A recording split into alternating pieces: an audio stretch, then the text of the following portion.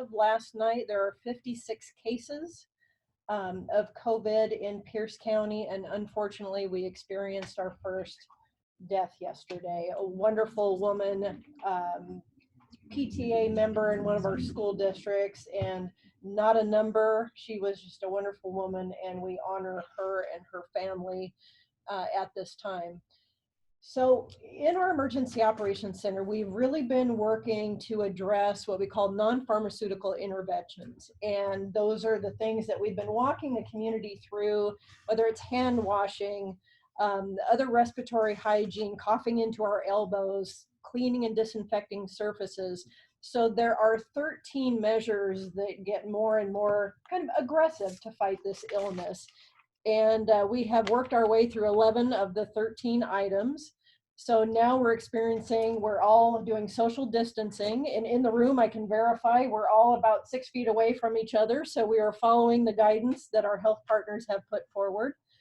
I just want to tell you real briefly what your Emergency Operations Center, and it is yours, has been working on. Kind of our primary areas of concern, not in any ranked order, really revolve around personal protective equipment for our responders, healthcare workers, human services providers, anyone who is out in the community serving our residents.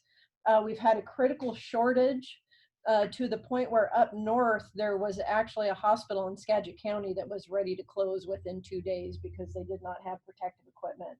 I'm pleased to report that their situation has been solved, and we're starting to see kind of the silver lining around the cloud, thanks to actually probably many of you on the phone and everyone that's involved with economic development, because we're seeing some of our local businesses and manufacturers are starting to shift gears and produce the things we need here locally. It's so wonderful when it's sourced locally.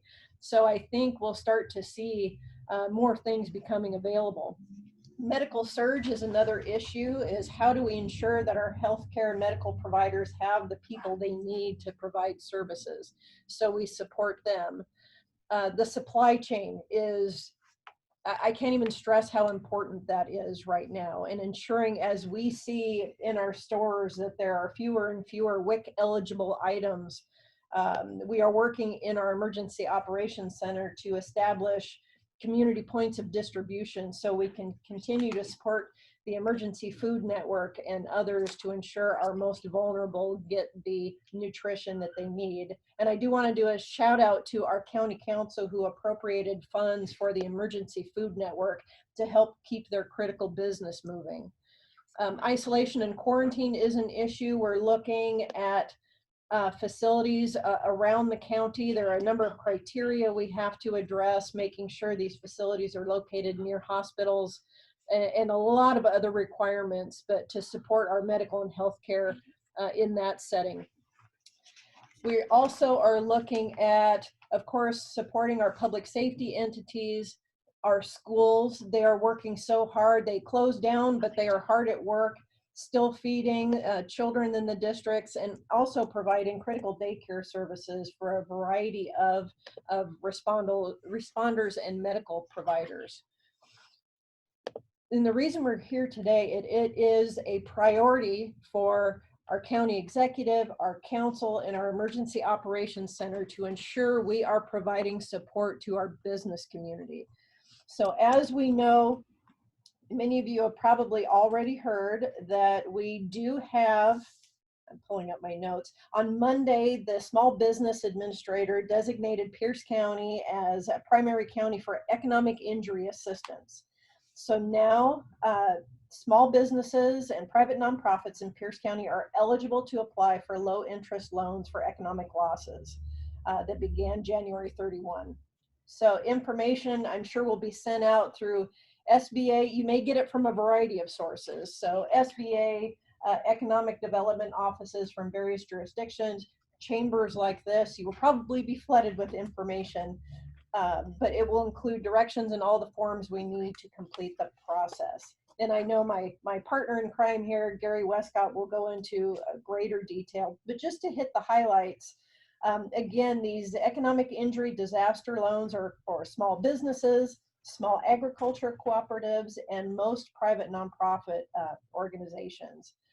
So the SBA can provide up to $2 million to help meet financial obligations and operating expenses that could have been met had the disaster not occurred.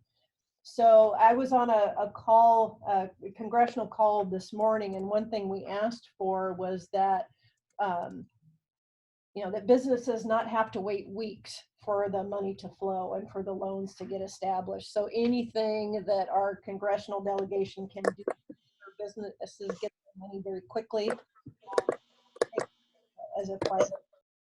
So the interest rates on these loans, at least the information we have right now, are 3.75% for small businesses and 2.75% for private nonprofits.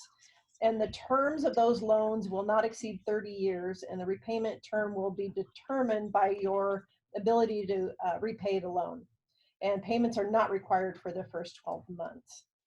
So I don't want to take what Gary will be talking to you about, but you can apply on SBA's website. It is extremely overloaded right now. So if you log on and your computer just starts to buffer and you see the little spinny thing show up on your computer, we've created an alternative. So for emergency management in our operations center, partnering with our wonderful economic development department, we thought, hey, wouldn't it be a great idea to establish a technical assistance center so our businesses can call in and we can help navigate the volumes of paperwork that we all know can be a little intimidating at times, but to have that person you can call to help walk you through the forms, help direct you on what documentation you need to provide to assist businesses and ultimately submitting their forms. We're really excited about that. We're working on ensuring that there are number one, Gary and our team has worked on making sure the forms are translated into any languages we may need, ensuring that some of our support in that technical assistance center will have the capability to address multiple languages. So we're really trying to promote just all across the board access so our business community can get that help so we can get money back into the business community very quickly. So that's my kind of 30,000 foot view update. And like I said, I'm sure Gary will fill in a lot of those details. So thank you so much for allowing me to give you that update. Yeah, thank you. It seems to us that everything we've heard from Pierce County, there was a lot of proactive action in place from the get-go. I wonder what you were doing prior to this, because I imagine this is all you're doing. So thank you for the good work you're doing and for the way you're disseminating information. It's been very valuable. Thank you so much. All right, so let's now hear from Gary Wescott from the Pierce County Economic Development team. Thank you, Tara. So Jody mentioned we at the Economic Development Department has teamed up with our Emergency Operations Center as well as the business community to try to give some help to the businesses through this time. It's a very fluid time, and trying to find and get the best resources available to keep the businesses in Pierce County going. That's our mission. Businesses open is what we try to do, and try to support the businesses to keep them open, because that is the lifeblood of the community.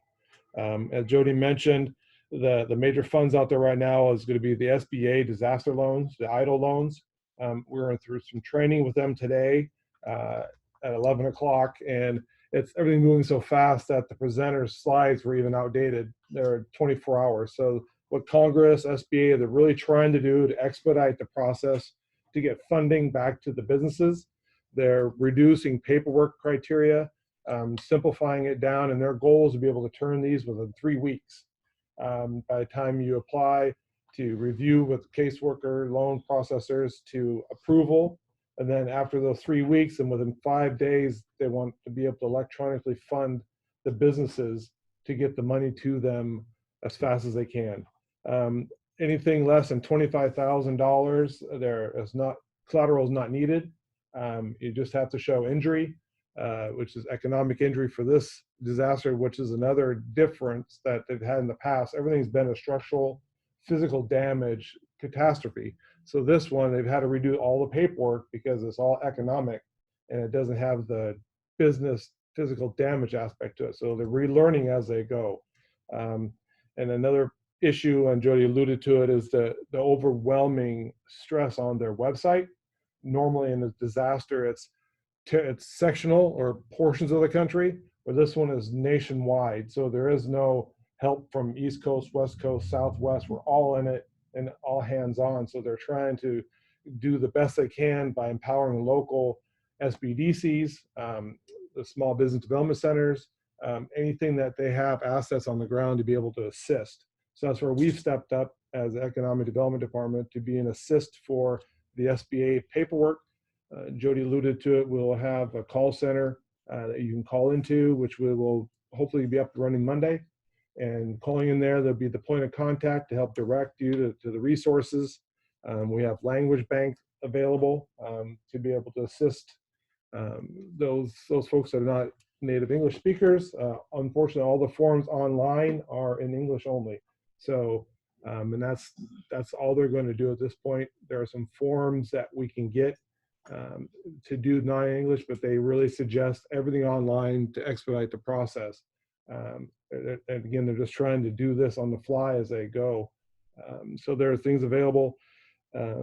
It's going to be a trying time. The good and the bad of it is we're one of the first declared areas. So therefore, we're the first in line. So if you have any injury, make sure you go on the website. It's disasterloan.sba.gov. And on that, you need to fill out and start an account. And what they said, the most important part is do not lose your username and password, because they cannot get your information if you lose that password, and then you got to start all over again if you have to get back on again. So once you register, keep that information. And then there's an expedited sheet. You don't have to fill out as much with your partners. No IRS paperwork is needed, just a 4506T, which gives them authorization to look at your IRS paperwork. Is go there, start as soon as you can to get in the queue. And again, we'll be one of the first ones in, and that part of it. Other options for employees is employment security. That's another big one. And they've also have been changing on the fly. And in the past, they've had week dead time before you can go and get your benefits. Now they've waived the week and they're retroing back. So that's ever changing, and that's esd.wa.gov is that link.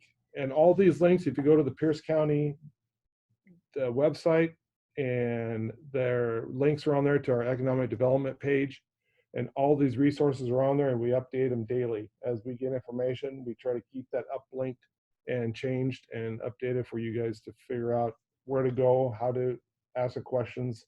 And if you have any questions, you give our office a call and or email me, and that information is on the website. Other than that, the big thing for us is just support one another. We have survived this time. Loans and things are very good for long-term, but short-term, we got to keep the cash flowing.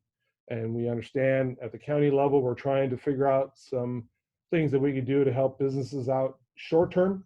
And the council and the executive are working hard to make some options available, which hopefully we can let you know here shortly. But in the meantime, we just support one another. I know there's been a lot on Facebook, businesses supporting businesses. Buy gift certificates, buy takeout, do whatever you can just to keep the money flowing, to keep the businesses open in the short term to get through till we get to the SBA or what other loans are going to be available. Excellent. Thank you, Gary. Mm-hmm. All right, we have Sumner's Mayor Bill Pugh on the line. So Mayor Pugh, if you would like to go ahead and jump in. Fine. I just took off my mute button. Want to make sure you can hear me. We can hear you. Thank you. Okay. Well, first of all, a shout out to Pierce County and the Health Department. When you've been in government service as long as I have, and I won't mention how many decades, and you look at what is being done by Pierce County staff, the executive, and partnering with the Health Department, it truly is a remarkable thing. So from a local elected official and former staff member, here's a sincere thanks. Tara sort of stole my line. She talked about extraordinary times, and I'll just finish it because it's one of those lines that's out there. Extraordinary times require extraordinary measures. I've been around almost 6 decades and haven't been through something like this. And for those of you who don't know decades, that really means that I'm approaching 70. So don't tell me whether I look like it or not. I don't need that kind of feedback. Anyway, so as a result, I have been following the recommendations. Even though I feel perfectly healthy and fine, I have been sheltering in place. And frankly, it's been driving me a little more batty than I normally am. I have been able to get out, obviously, and drive around, and went through some drive-through businesses. But what really hurts, from my standpoint, is that on a regular basis, I used to visit stores downtown. Given my age and all that, I cannot do that, and that is painful. So my empathy goes out to the stores, the merchants, the people that are not only stores but also, store owners and friends. It is tough. But I guess my main message, and it goes back to what Gary and Jody have already talked about, is do everything you can right now, to keep your store open, but also be safe.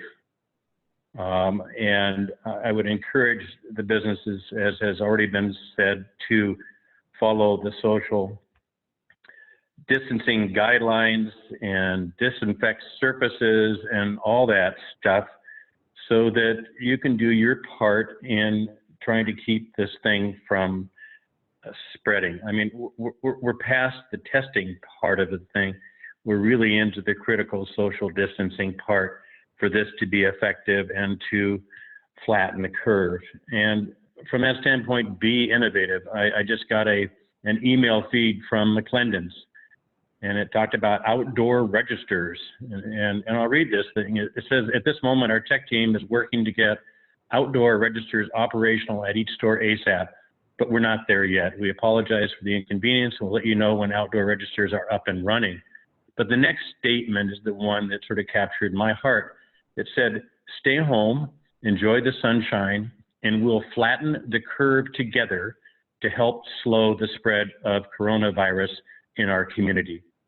And to me, that sort of captured it. That's all of our responsibility to do that.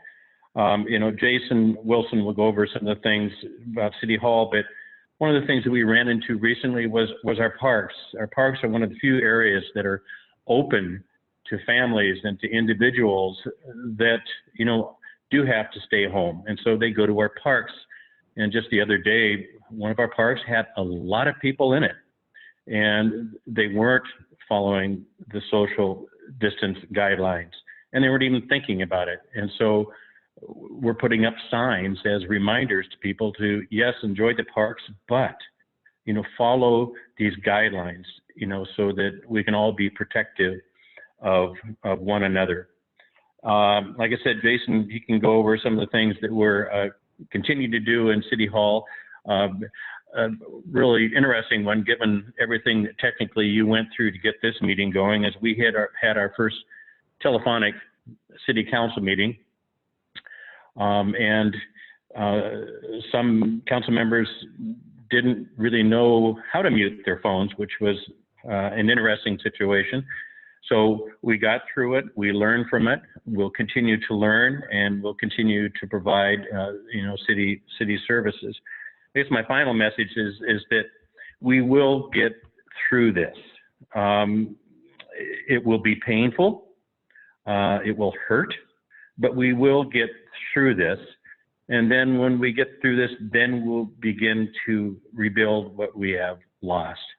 And we have a common phrase with the Sumner Bonnie School District. It's better together. And that truly is a statement that applies now, because working together, we really will prevail. We will get through this, and we will continue to be a strong Pierce County. And in this case, the city of Sumner. So that's it for my comments right now, Tara. Thank you. Thank you. As always, we do look to you always for your heartfelt, honest approach. And so thank you for bringing sort of that reality, that sobering message that we're racing around. There's been a lot of reality we've needed to face, but on the forefront must be health. And we really need to stretch ourselves to be practicing social distancing in a much more vigilant way. And just really, really clicking every day, one notch exponentially over to just take this very serious. That's where we're at. I think it's taken a while for us to get there, but we're clearly there this week. And so thank you again for that. And thanks for being my guinea pig last night. I think our test session went a little better than today, but you're always a wonderful supporter of the chamber and helped us out. You're welcome, Tara. Thank you. We have City Administrator for the City of Sumner, Jason Wilson, up to speak next and follow up to Mayor Pugh's comments. Thank you, Tara. Just a couple of things to dovetail with the mayor here. Local government and even state and federal government, it's our job to provide needed and valued services to our communities. And times like this really challenge the normal way of doing business. And I really appreciate all levels of government, the nimbleness that we're seeing and making sure that we still provide those services that are desperately needed during this time.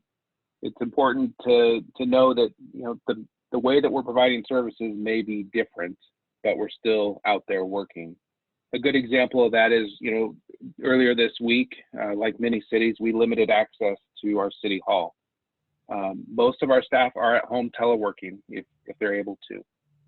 But that doesn't mean that we're still not issuing permits, conducting inspections, working with businesses to promote them. On our website right now, we have a number of links to resources for our small businesses, as well as a comprehensive list of food establishments that are able to do either delivery or takeout. And we're going to continue to be looking for innovative and creative ways to reach out to our businesses to make sure that they know that they're important and that we're here to support them through this process. Excellent. Thank you again for your comments, City of Sumner, and we just appreciate all that you do. We have up next, Meredith Neal is here in person with us. She is the Economic Development Manager for City of Puyallup. And boy, starting the first week in January and making great strides towards economic development, and then boom. Yeah. Drinking water from a fire hose and then putting out the fire the very next turn. So welcome and thanks for being here. Thank you. So, I'm going to echo a lot of the things that Mayor Pugh and Jason said. We're still open for business, even though we've closed our doors to City Hall. So when you go to City Hall now, you will see signs everywhere around that say City Hall is currently closed for foot traffic, but all of our operations and services continue. So we have phone numbers and email addresses. There's still staff working in City Hall. We have made sure that permits and inspections are continuing. That's a priority. And I'm actually somewhat hopeful from talking to staff that we might speed up our permitting time right now because they're not quite as focused on so many different things and they have a little bit more time to focus on moving through that. Everything else, our utilities billing, our clerk's office, everything is still open. It just requires a little bit more work to connect with people. So one of the things that we're really focused on right now is figuring out some local measures that are immediate, that are tangible, in addition to this assistance that state and federal agencies are working on. So along those lines, we're looking at things, we're working right now on some language for utility billing extensions. We've been working with DM Disposal to hold trash service charges for businesses that don't need that capacity right now so that they don't have further costs going out. We're looking at things like the potential of extending permit expiration dates, so that if somebody is having trouble with their supply chain or with workforce, that they have some more time before their permit expires. We're also looking at all sorts of different things we can do. Earlier this week, I met with a number of restaurant owners who were panicked. They were trying to figure out, first they have to lay off dozens of employees, and then trying to figure out how to make grab and go work or takeout so that they can keep some level of business going. And one of the things that came up was that it would be nice for them to have spots that people could have grab and go spots right outside their business. So the city is loaning out to all the businesses in downtown, and you can get them from the chamber here or from Main Street Association, traffic cones. So they both have a supply of them that they can hand out to businesses, and they can mark their spot, 2 or 3 spots if they need it, to say, hey, let's leave these open so that people can get takeout and we can keep some of that business moving through. Our staff right now is working really hard to ensure that the continued provisions of essential services are happening. Staff are working across departments, across divisions to fill holes and make sure that all of our needs are being met. I would say that we're really blessed with the strong partners that we have, both in the business world, the nonprofit world, and the local government around here. And I know that we're all really working hard together to generate innovative ways to support our businesses right now when they need it most.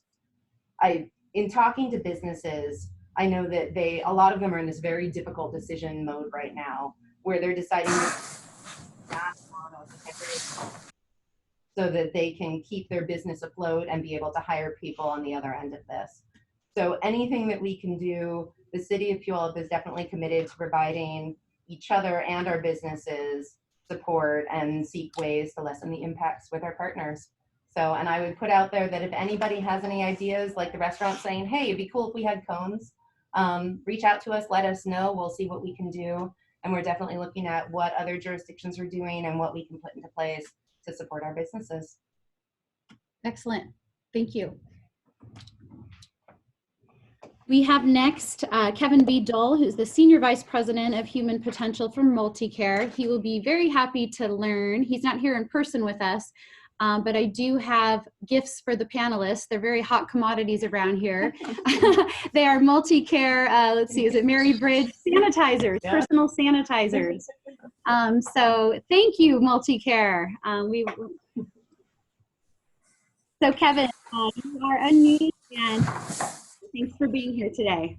Yeah, thanks, Tara. I'm happy to support folks with their needs to help them with social distancing and taking care of themselves. So good afternoon and thank you. The goal that I'd like to accomplish today is to share with you folks some helpful information. And my hope is that you share this broadly with your employees, friends, and family. The first stop in thinking about your health is to go to multicare.org. We have updates on our website, and we continue to update with COVID-19 information. Last weekend, we added a assessment tool on our website, and this is a decision-making tool that is pretty slick.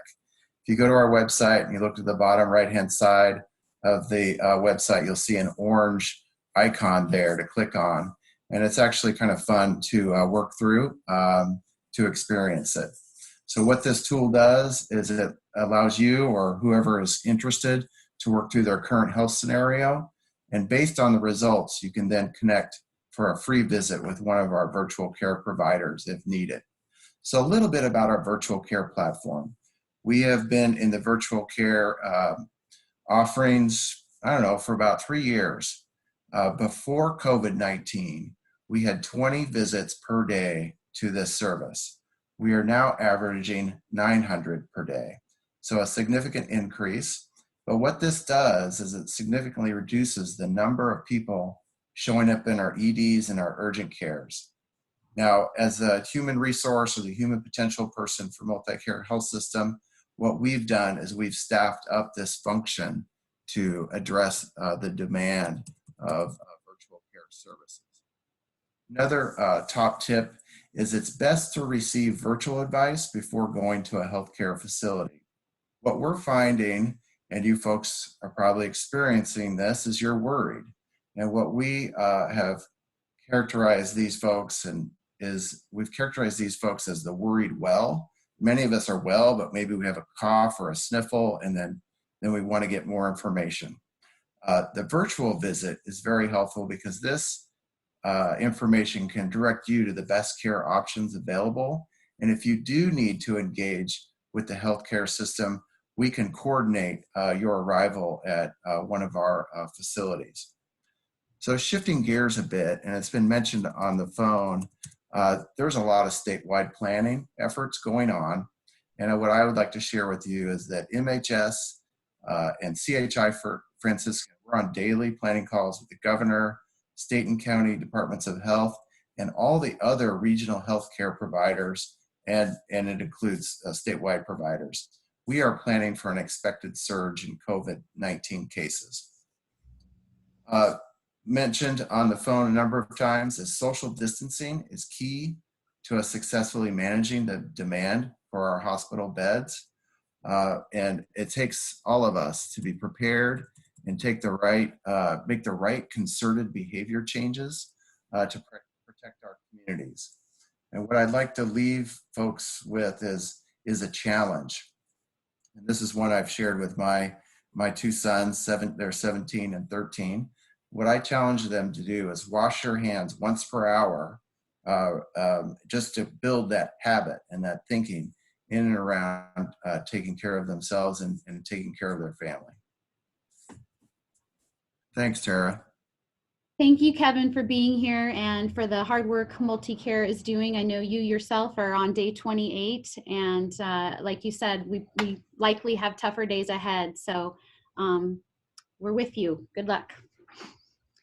Before we get to our last panelist, I just want to remind folks that we will have time for a few questions. So if you would like to email your questions in to admin@puyallupsumnerchamber.com, we are monitoring those. Some questions that have come through have been answered along the way, so we are trying to track that as well. So finally, we have Shawn Manley, who is a local business owner, advocate of the community, but also happens to be a FEMA-certified disaster response chaplain. So Shawn Manley, thank you for being here today, and we look forward to hearing what you have to say. Thank you so much, Tara, and thanks for putting this together. To add a little bit more color to my background, I am a local business owner. One of the businesses that I own is deeply involved in the restaurant business, and so we have quite a few of our vendors that we work with who are struggling through the season. I'm also involved in a lot of the nonprofits. So I serve on the board for Helping Hand House. I serve as an advisor to the Puyallup Food Bank and a number of other nonprofits that are really struggling. And I'll mention those briefly in what I have to share. In the other 6 presentation we had, and thank you all for bringing your great content, professionalism to this conversation, they were primarily resource conversations. And that's where most people who start to enter into a crisis, or if there's a communal crisis, their minds go there. Well, will I have enough food? Will I have enough toilet paper? Will I have enough resources to meet my daily needs? And is there enough for the long term so that if I get into real trouble a month or 2 months from now, that I'll be able to survive? It's really a survival question. And I have a unique experience in having been in situations like this before. The closest example I have, I was in Liberia in the summer of 2014. I think we all know what was happening there during that time. And the same sorts of questions were being asked there. The struggle that people have is they're asking resource questions, but sometimes they need relational answers. And I'm not saying that relationships alone will solve the problems, because these resource questions have to be addressed. When a business owner is faced with going bankrupt, or somebody suddenly has the loss of their income and livelihood and potential bankruptcy of their home or foreclosure, all of that's looming. When that happens, it's hard to say, well, we need each other, right? Or I liked how Mayor Pugh said, it's better together. It's both completely relevant and urgent, and yet it doesn't sometimes get somebody's attention because their mind isn't there. And so as chaplains, we're trained to bring people back into where they are in that moment, to getting relationships together. I mean, how do we band together in a unique circumstance where we can't even be within 6 feet of each other? That's an important question. And there are answers to that. And so I'd like to address a couple of those quickly. One of the solutions that we've been advising people, and we've actually brought a group of business owners together to help our neighbors to be able to band together in this time. And of course, it's about buying from each other. It's about supporting each other financially, but it's also about things like getting to know our neighbors better. Do we know who our neighbors are? Do we have their phone numbers? Do we know who our elderly neighbors are? And will we know how to do a welfare check from their phone number? Because they probably need somebody to check it in on them. Do we know how to connect resources in a pinch? When we've gone to a global economy, it makes it really hard to suddenly go back to local. What do we have with one another? And this actually leads me to one of my solutions, is this is actually a great time for some people to start a new discipline, gardening. When we look at buying local and supporting ourselves, there was often a habit of trading, bartering, exchanging with one another. We've gotten away from that. And this is actually a really good time to expend some of that energy pent up in the resource questions when we don't have the answer in front of us, to get out, get dirty, get sweaty, and go plant something. To carry the burden with one another, we have other ways that we can do this. So supporting a local nonprofit, it's a critical time for a lot of our nonprofits because their volunteers are at risk. So when we look at the Puyallup Food Bank, for instance, most of their volunteers, probably average age is about 70 years old. And right now, those are the people that aren't supposed to go out, who aren't serving. The Puyallup Food Bank is going to get hit from a number of different angles that we don't think about. So they're losing their income. They're losing their primary gifts in kind because the grocery stores are selling out, so they don't have things to donate. And then they lose their volunteers to be able to deliver services. It's those ancillary impacts, the relational challenges that create the resource challenges that create the relational opportunities. This crisis has the perfect opportunity to bring us back together in community. And so that's what I wanted to offer today, is just a pause to say the resource questions are being asked. Asking them more frequently probably won't help. No matter how many times, as Gary pointed out, you can go to disasterloan.sba.gov and you hit the refresh button. And if the website's crashed, it's only going to frustrate you. And it's going to ultimately put you into fear. And fear is not a good solution when we're fighting this. Fear accelerates failure. It will accelerate the feeling of we need to hoard, or we need to overconsume, or we even engage in destructive behavior. And this brings me to how we talk about this with our families. For those of you who have children, or if you have parents who are in the area, they're all looking to us to answer the question of how do we respond? When I was in Liberia, the thing that we saw is that people either overreacted or underreacted. Most of the time they underreact, sometimes they overreact. How do you respond appropriately? How do you have conversations about what appropriate behavior is? How do you demonstrate love and share your faith? And that's a discipline that I like to mention too. Some of us need the challenge of a crisis like this to discover faith again. So the discipline of faith in a moment like this, the saying is there are no atheists in foxholes. So whatever your faith tradition is, it's a good opportunity to either pick up a book, to say a prayer, to start to journal. The discipline of reading. I think in our technologically savvy age, this era, we've gotten away from the internal reflection that comes along with the written word. So those are my encouragements to you. When we do band together, we'll get through this. I have great hope and optimism that we can get through this with incredibly bonded relationships, and the community will come together. Our businesses need us desperately. The local economy needs us desperately. We're a farming community entering into a farming season, and I don't know what our farmers market will look like.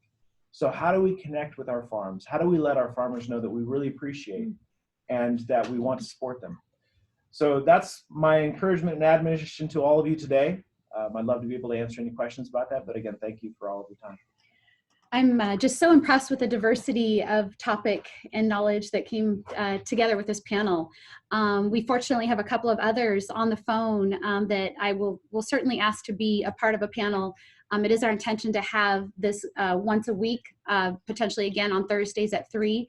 But right now I will take the benefit of having both Kelly Chambers and County Councilwoman Pam Roach on the phone that would like to say a few things. So I will go ahead and unmute you, House Representative Kelly Chambers, since we have you right here. And thank you very much for signing in today. And I'm sure you've been busy, and we'd love to hear what you have to say and what you're working on and what you're hearing. Thanks, Tara. I had to unmute myself as well.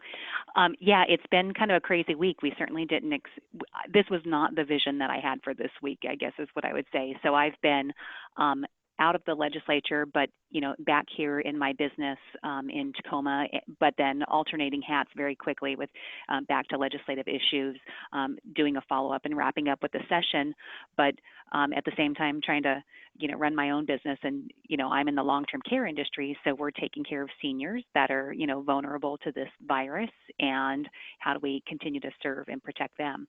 But I just wanted to throw it out there to the rest of the the chamber members, a couple of things that the state is looking at doing. They're needing professional health professional licenses to volunteer. So if somebody previously held a LPN, RN license, their license is not current, the Department of Health is looking for volunteers with past medical licenses to maybe waive the reactivating their license to get those practitioners into the pool of professionals that we have to deal with this crisis. So that's one need that we have right now. The other thing is, I'm looking to other industries to say, what is it that you need? In the long-term care world, our employees need to have their license within 200 days of hire. But on Monday, when all of the testing was canceled, we realized for people to obtain their license, we were able to contact the governor's office and get that time frame waived on the licensing. So I guess I'm just wondering if there are any other specific needs like that a particular industry needs right now to have some flexibility to keep operating. I'm curious to know what those things are.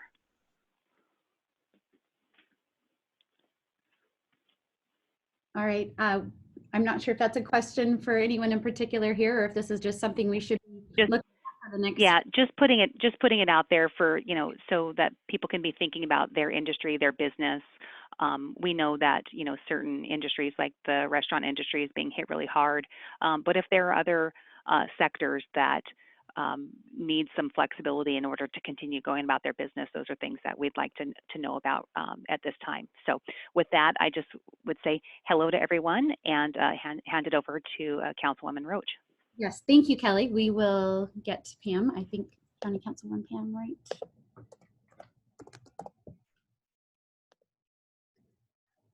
Welcome, Councilwoman Roach. Thank you so much for tuning in, and we're happy to have you here. We've got just a few minutes, so would love to hear what you have to say.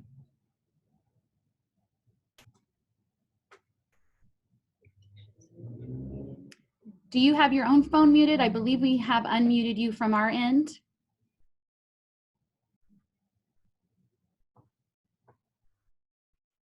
Okay, well, I'll let Lindsay continue to play with that and certainly chime in if you can, and we will plug you right in. But for right now, I guess I'll say a few words from the chamber. We are, in such a unique position right now, in some respects, just a fortunate position also. I would have never thought that I would have had, 3 out of the blue folks in our community asked to be members this week and pay to be members. I also would not have thought I would have had 2 different businesses asking me how to post their job openings. So that was encouraging, and I love that we get to be the convener to kind of message that out and help in those ways. And I hope that kind of advocacy is something we can continue to do and be a very, play an important part of. I have to say the ignorant bliss that I was living 1 week ago came to a screeching halt on Monday at the realization that as hard as we've been working to push our resources out to the business community, we too will need to tap into those resources. I've been faced with very difficult personnel decisions, like many of you have, and it's difficult. That being said, it's also been one of the busiest, worthwhile, and rewarding times to be working for our chamber membership, collaborating with our community partners as we struggle to determine what our new norm will look like. We're fortunate to be provided the opportunity to be one of the key deliverers of the important updates and resources you need to know about. Our community is made up of 80% small businesses, and we want to be there for them to weather this storm. We've been emailing, posting, adding to our COVID-19 resources, designated landing page, all of the many relevant resources out there for businesses and the citizens in our community. Perhaps we need to add that feel-good element with our FEMA disaster chaplain here also, because you're right, it's resources, but it's also about self-care. And I'm anxious to have Shawn Manley on a Facebook Live tomorrow to talk more about that self-care. I've certainly experienced my heightened levels of anxiety, certainly over all of this. Anyway, we have a designated landing page also for the restaurants to provide information about their hours and specials. We've teamed up with the Puyallup Main Street Association in the city of Puyallup to distribute orange cones to downtown Puyallup restaurants to show they are open for takeout business. These kinds of things and others, let's keep being creative. We are there. I don't know how long we will keep office hours. We have, we need to make sure there's only 1 or 2 people here, and I don't know that I need a lot of folks stopping by, but I do want to be here every day. Something important happens here, whether it's a phone call, an email, or something that I really want to be here as well. So I'm just trying to exercise that balance for sure. We are the convener between connecting our community to one another. We'll remain the champion for business and the catalyst for goodwill, even in difficult times. We're happy to bring this panel of speakers to you today, and we'll be offering similar teleconferences once a week, likely on Thursdays at 3. I'd like to ask, get to you, the listeners, with some of your questions. Were we able to have Pam log in or try her again? I think I saw her number in there twice. We'll keep trying, Pam. I apologize. I'll definitely have you as a panelist next week if we're not able to get you logged in correctly. What time? Oh, you're there. We've got go and get her. At least let her know I can't get in. Everybody thinks I'm off. We've got you. Oh, thank you. Just go in there and tell her. Thank you. Yeah, I did. Okay, I'll do it again.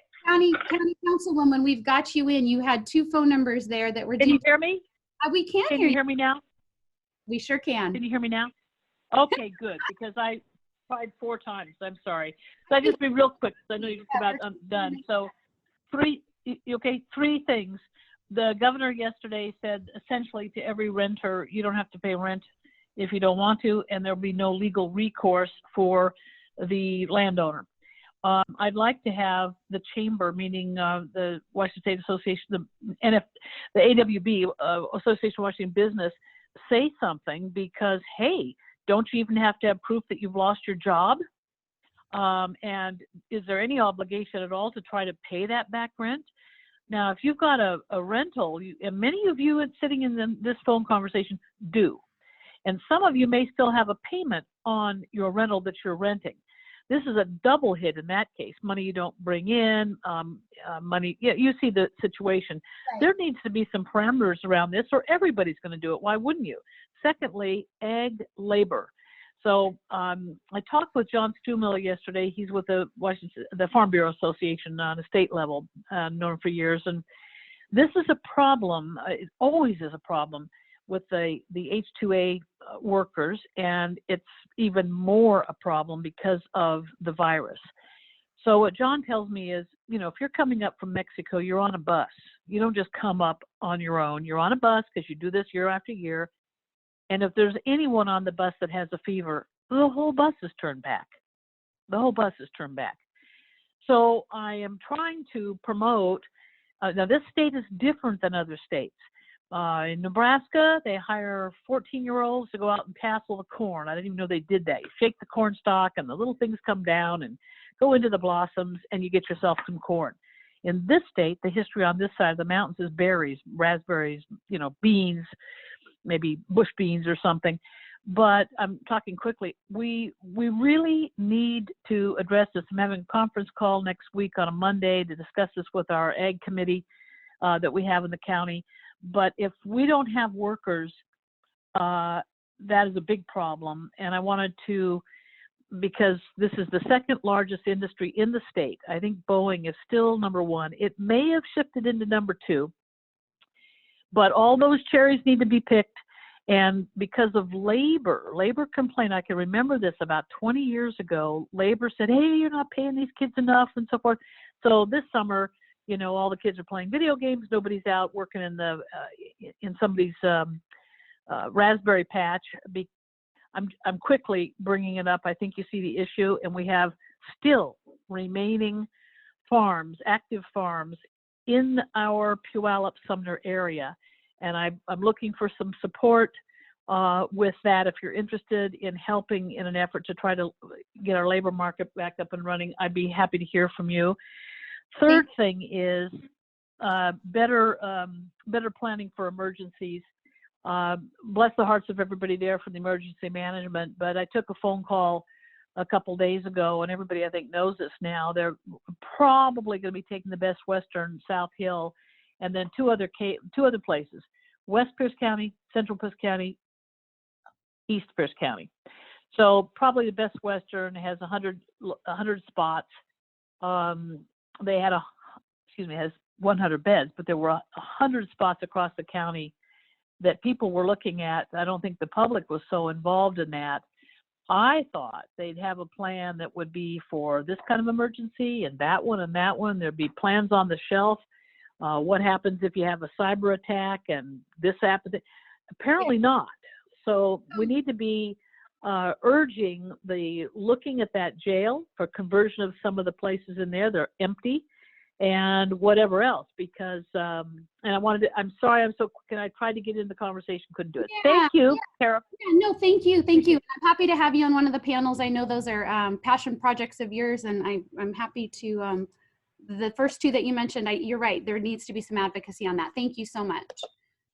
Okay, so we do have time for maybe one question or two. One of the questions is, let's see, are freelancers, sole proprietors, independent contractors eligible for the emergency SBA loans? Yes, they've come out, even so 1099 employees, subcontractors are, in the view of the IRS, are sole proprietors. So yes, you can fill out the SBA disaster loans and just check the sole proprietor box. That's another very important piece. You must know your corporate structure. That will trigger the other forms that you are needed to fill out. So make sure you know if you're sole proprietor, Chapter S, Chapter C, LLC, whatever you are, just make sure you know that is very, very, very important. This might be, let's see, it says, heard the Puyallup School District had to stop the meals for students on free reduced lunch. Is there a plan to get this up and running? Is that anyone? Yep. Perfect. For that, actually. Jody? There was, part of this was that a lot of people are anticipating further restrictive actions. So in anticipation of that, I think the Puyallup School District kind of worried how they would get the meals out. But in the city, people come together, and I know, speaking with Chief Engel and the police department and his school resource officers, they made sure that meals got out to all the kids who need those meals. So they took care of that. And actually, in partnership, our Emergency Operations Center is supporting the district to supply staffing to make sure the food delivery continues for the school district. And even if, worst case scenario, should we all be asked to take further social distancing measures, the food delivery will not stop. Our EOC is supporting that effort, so we will continue to deliver. Okay, good. One last question. We have heard that the federal government is working on passing or has passed Emergency Family and Medical Leave Act and the Emergency Sick Leave Act. It sounds like the government is asking small businesses to foot the bill to cover employee pay for as much as 12 weeks and then to eventually get reimbursed at tax time. Is that a fair characterization of these two acts, and is there more to it than we need to know? How will small businesses that are just getting by be able to shoulder this burden? I can speak a little bit. Congressman Kilmer had a very good conversation last Wednesday through the Tacoma Chamber. Yes.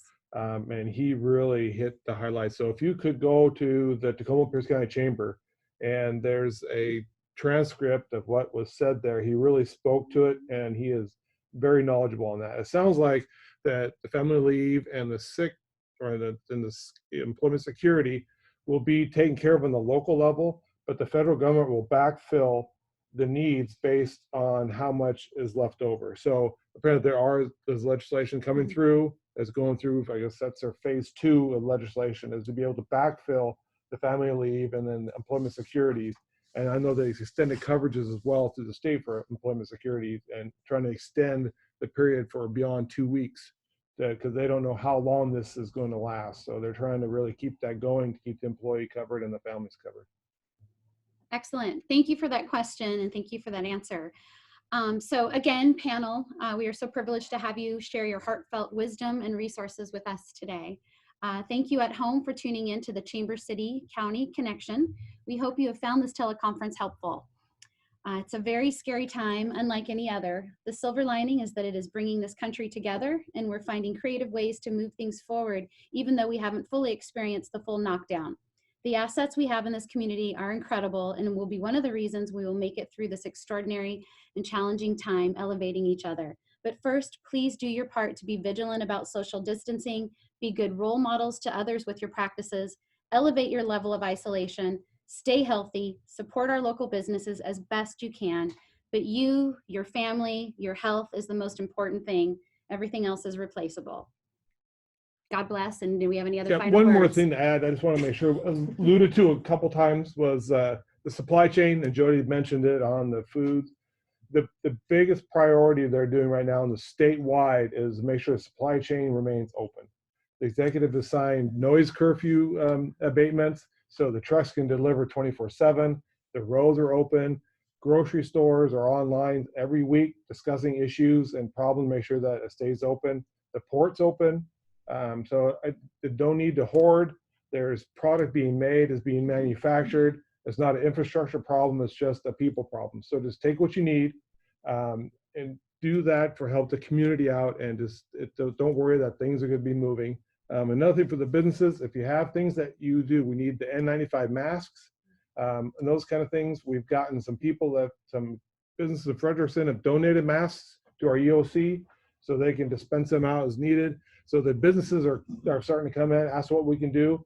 Well, just send us an email. We'll forward to the EOC, and they will put you in line. And if there's something you can do, they will make sure to contact you, and they will accept those deliveries. So just be communication with everyone. Community is big, and just do our part. Thank you, Tara. Excellent. Sorry. Oh, I know, excellent. And any other final words? I know. Great. Well, again, so appreciate you all being here. We look forward to meeting again next Thursday. Thank you.